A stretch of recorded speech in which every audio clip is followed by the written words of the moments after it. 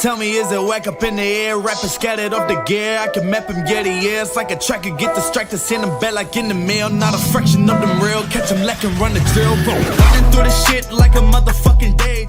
Hey guys, welcome back to another episode. On this one, we're going to get the S13 off the trailer, straight off the track. Get it in here, up on the hoist, and have a look at where the problems lay. We were having some issues with the power steering, like binding up and like really not making any good noises at all. So probably going to have a look at where the rack's leaking out, hopefully replace that if I can find another one in time, and then also LS1 power steering pump. I'm going to replace that, and there's a bunch of other shit that I'm going to show you. So if you guys follow my Instagram, you would have seen this massive ass carpet python that came across here just yesterday, and she was beautiful, nice pattern on it, but every time I walk up here now I kind of like just look out for snakes, because it went up in that bush there and I need to like do something about it. It's getting a bit out of control, that bloody vine. But anyway, I chucked the BT50 on here, the one that's for sale. If anyone wants to buy a Mazda BT50, I just cleaned it up a bit. It's a perfect first work ute. It was a beast for me. It's never skipped a beat. Diesel, turbo diesel, you know. Anyway, I hooked it up to the trailer with a drift car on there. Perfect. Hit me up on the DMs on Instagram. But yeah, let's get this thing off and get it in the shed. Got to take the side skirts off to get it on the bloody hoist, because it's so bloody low. But that's the kind of thing that you put up with when you have low cars, because it's sick. Alright, so I got sidetracked in the backyard doing other things, but anyway, back in the shed. And I'm just going to show you something with the back wheels. I took off the side skirts to get it under the hoist, and then also had to jack it up. It's not even that low either, but that's just one of the things. I'm just going to show you this back wheel. I've showed it before, but watch this shocky how much sag it has, like, because they're super soft springs, like insane. They're TN somethings, and yeah, just watch this.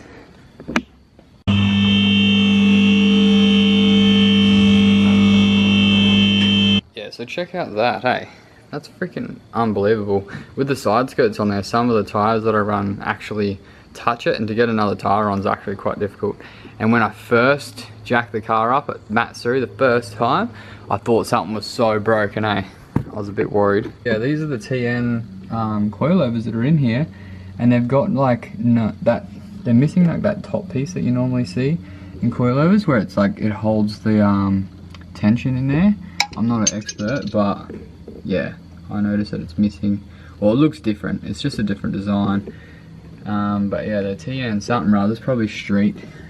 I don't know. But I actually have a spare set up on the mezzanine that I realized was there just the other day, from the 180, that like one of them has a bend in it, and I'm pretty sure it's one of the front ones. So I can use the two rears on this, and yeah, she should be a lot smoother, because over the dipper, I don't know if you've noticed or not, but there's a couple of clips of Zach when he was in the car, and he's just like bouncing like crazy. So and Dad's always whinging about it too, so I'm gonna have to change those coilovers out, make it a lot smoother, and it will probably be easier to drive. I don't know, because when it's bouncing, the traction would have less and then more. I don't know, I'm not a scientist, but I think if it's stiffer it's going to be better, but not too stiff. So there's that to do, and then we got to find this bloody oil leak, because look at this, it's been here for like 5 minutes already, oil pissing everywhere. So I'm gonna have to get under here. I'm gonna wait till daylight, or even use my mega torch and have a look, but pretty sure we have to replace this power steering pump, because it was making a hectic whining noise, which is never a good thing. So we're gonna have a look at that. My brake lines and everything were mint. I also noticed the lower ball joint on this side was completely shit house. I could see it. Oh, you can see it there. Check out that lower ball joint.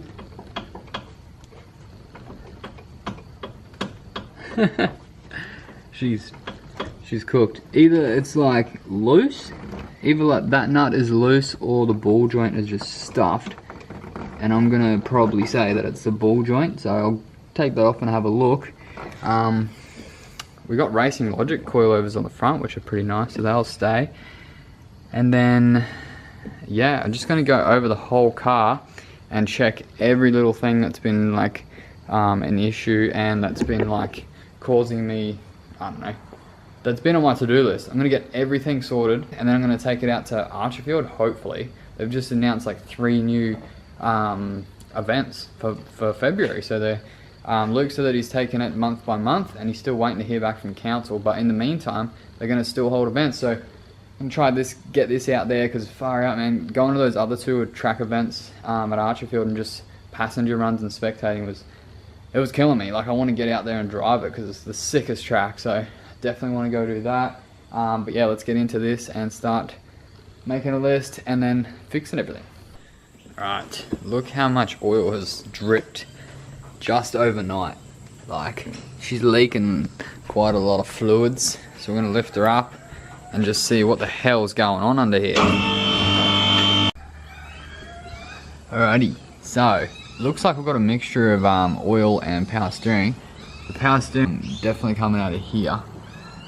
Not sure where exactly. We'd have to wipe it and then make it leak again. And then all this here looks like it's coming from quite high actually, so I'm gonna have to figure out exactly where that's coming from, but you can't really see much. So, but this is that massive T56 gearbox that's impossible to do anything with, so when it's in and working, it's a happy days. I'm so glad don't have to pull that out.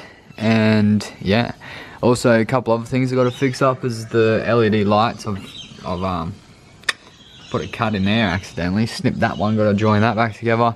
And also the exhaust needs some TLC because that bracket was welded onto there and it snapped off because it's a freaking hard weld. You need a like a, what do you call it, a rubber mount like that one, so it has room to move.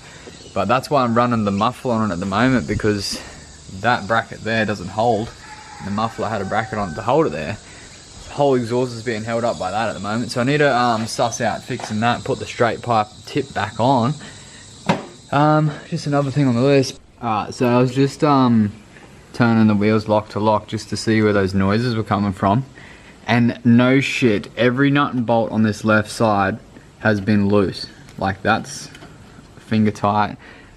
These were loose on your front K-arm. The bolts holding them up were loose. This was loose. That's loose there. And the ball joint's loose. I don't know if it's stuffed or if that's just loose. I'm gonna try that. But yeah, everything on this left side was loose. I think it's just because of like all the weight getting pushed and pulled on here just has slowly loosened everything, and it's probably hasn't been tightened in a long time. So I've just bolted them up real tight with the trusty Makita, and yeah, we're gonna send it again. So I just took the split pin out of this nut that goes on top of the ball joint, and she was finger tight as well. This is just not very good so far, and yeah, I'm just gonna tighten it up and then see if it does the same thing when you do that, because that's play in this. So hopefully if I tighten that or squeeze it, and then we no play, hopefully. Well, that was like super loose because it took a while to tighten it, but that has fixed the issue.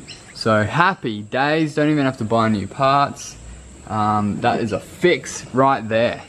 So it pays to check all your nuts and bolts on your drift cars before you go buying parts. I knew it was a good idea to check first. So that's awesome. This has been pretty nice and easy to fix so far.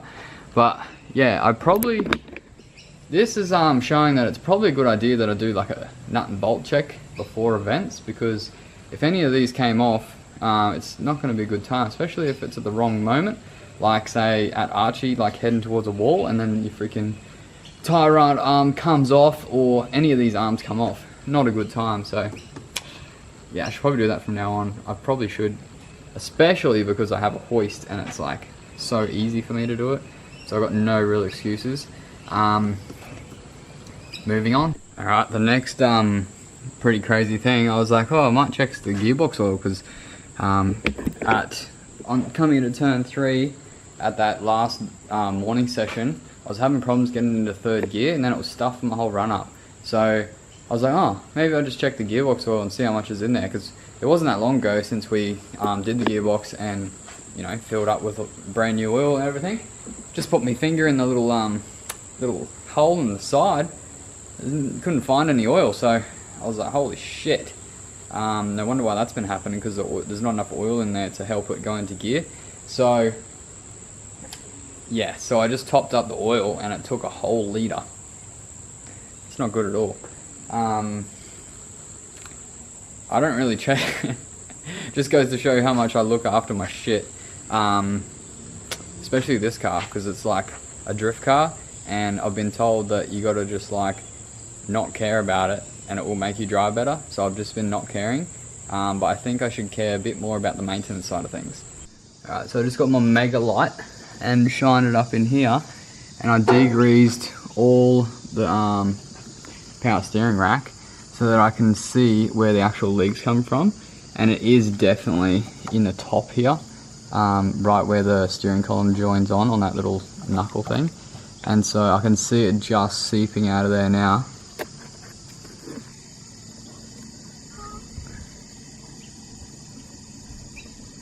So yeah, you can see it just seeping out like that little bit of red stuff at the bottom. That's power steering fluid. So that's, yeah, needs a new seal kit. But to get a rebuild on one of these steering racks from the locals, it's probably like, I called them up, it's like 650 bucks a set to like 800 bucks depending on whatever the bloody hell they do. I think they're just printing money down there because it just needs a rubber seal in it. But I'm just going to find a second-hand one, chuck a new second-hand one in and see how long it lasts. Hopefully that one doesn't leak, because it's like 200 bucks at the most for a second-hand one, which is insane. You're buying a whole rack instead of just a O-ring, but I don't know. I've cleaned the other side of the engine too, so I'm going to wait and see where that leak's coming from, and I'll be able to see and hopefully fix that. I've fixed up the LED lights, but yeah, now I'm going to drop it down and do the rear coilovers. Okay, lower the car down, remove the rear wheels. I've filmed that a million times, so I didn't bother showing you, but this is what we got. So I've noticed a few things straight away. Because this sag's so bloody low, it's like it puts a lot of pressure on this brake line. It's just a stock line, and that's not really that good, but it's just enough. I guess it will be okay. But I did notice in here that the half shafts, or the whatever else you want to call them, half shafts, I've completely split the rubber and spit and shit everywhere, and it's all dried up. So it's probably been like that for a bloody long time. And that's one of the good things about running a low horsepowered car. This LS makes 316 horsepower and it doesn't break anything. Touch wood, definitely touch wood on that one. But it doesn't break things as often as a high powered car. A lot of the time when people build drift cars, they want it to be like 700-800 horsepower, when really you're just going to have a whole heap of issues. To have a car that much power, you really need to upgrade like everything. So that's with the R32 drift build that I'm doing. I'm only aiming for 400 to 500 horsepower. That's going to be shit loads, especially if it's a responsive amount. So if you have a really laggy 500 like I did in the 180, it's not as fast as if you have like a 400 horsepower car that's set up super responsive. It's going to be about the same speed, but when it comes to drifting, completely different. With tandems and that, you can definitely still drift with a low powered car and do what kind of like Luke Fink does, and like cut the corners a bit to catch up and then just like gun it as hard as you can. Or you can have a medium range car and you don't have to go that aggressive and still keep up with the big boys, but you can also set up your car so that it's got lots of grip so you can catch up easier as well. There's heaps of things you can do. I like to have a lower horsepower car, just from the experience I've had with this, where it doesn't break as much shit. Obviously there's a lot of things on here that are broken, but it could be a lot worse. I'm actually running an R180 diff that is probably going to die at some stage. So look at the sag on those back coilovers, eh? Like how low this is hanging. But I'm probably going to buy an R200 diff. I have got that really noisy windy one there as a backup, but I'm probably going to get like an R200 welded diff and weld one, and then have that in the car and get rid of this 180 and keep that other whiny one for a backup, because this one's definitely like pushing it. It's so tiny. But yeah, so to get these coilovers out, simple as, there's 2 bolts at the top here, or 2 nuts on the top. You loosen those 2 off. You loosen off this bottom nut that's right there, and then that slides off this pin here and drops off, and the whole thing falls out. Simple as. The rears are definitely a lot easier than the front, so let's whack these out and throw some new ones in there, or new second hand. Stop, we can't stop, 'cause together we're better off, and we can.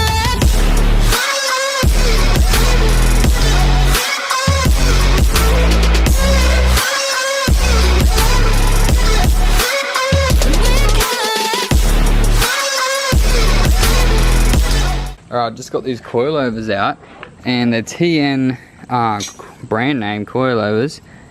Can't really make out what model they are, but they're not even adjustable. They're just like one size, and then someone's like grabbed a grinder and cut them down. So they've got chopped springs. No wonder why it's so bloody bouncy.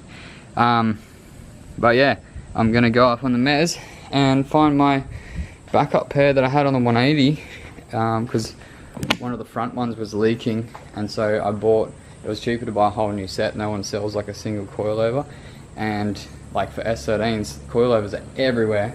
Well, they were, I don't know about right now, but they were back in the day. So I've never brought you guys up here before, but I've got a mezzanine up here with a few bits and pieces. I haven't really done too much with it just yet.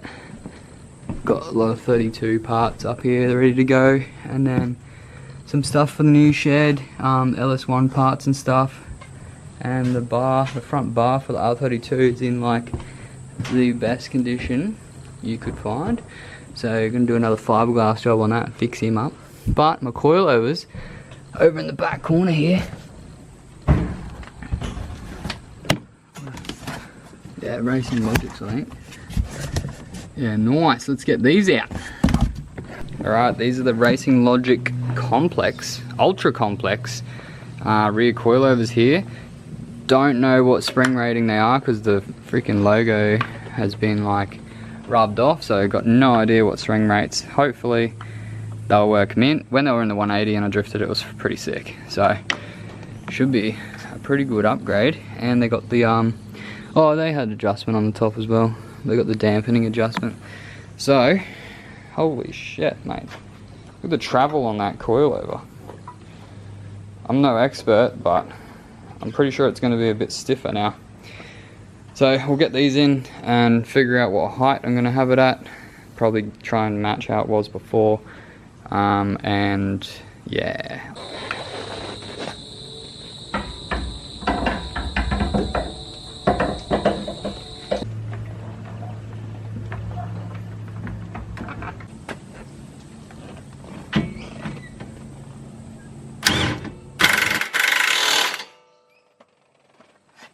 Alright, watch how much this sags now, ready?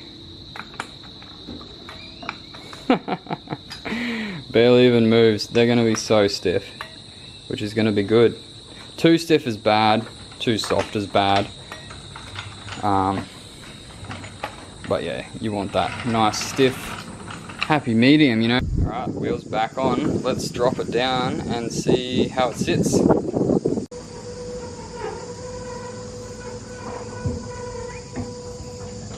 So I'll probably go a fair bit lower, like there's quite a bit of gap there. It's kind of shit that I don't have the side skirts on to be able to see how low it is, and then also the rear bar, that's gone missing, went walkabout. But I'm going to lower it down a bit more, surely. Surely! I can fit my whole hand in there, that's not good enough.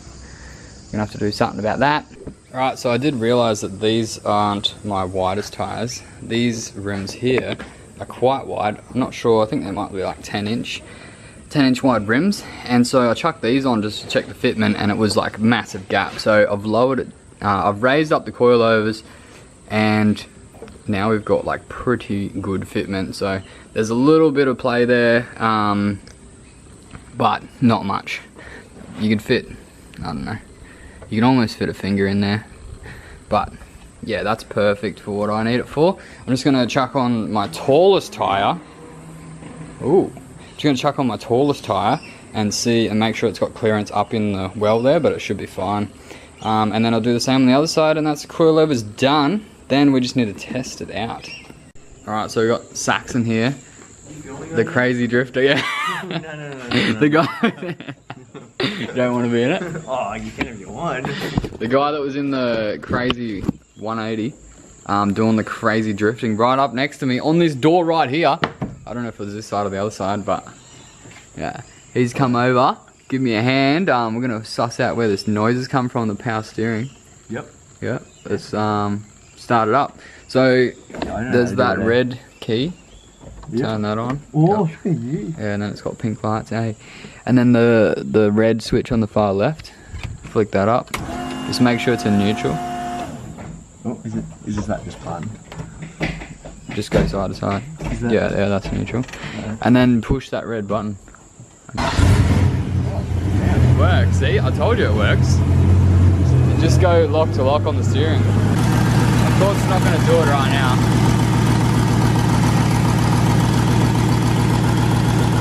Crazy how much the whole engine moves.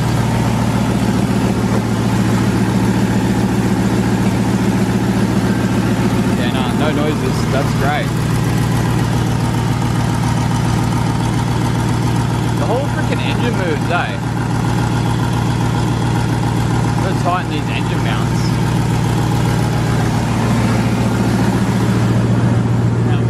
You fixed it? Yeah. Yeah, it's not doing any noises. Best mechanic out there, right? Yeah, you did well, man. You did well. Alright, you shut it down. Just flick that far left one straight down. Sweet. And that key. I like the lights though. Yeah, the lights are cool. Yeah, so as I suspected, as soon as you want it to do the noise, it just doesn't do it. Like all car problems. Yeah, you probably did. You should see when you turn lock to lock, the whole engine like moves a tiny bit each way. Like the engine mounts must be loose as well.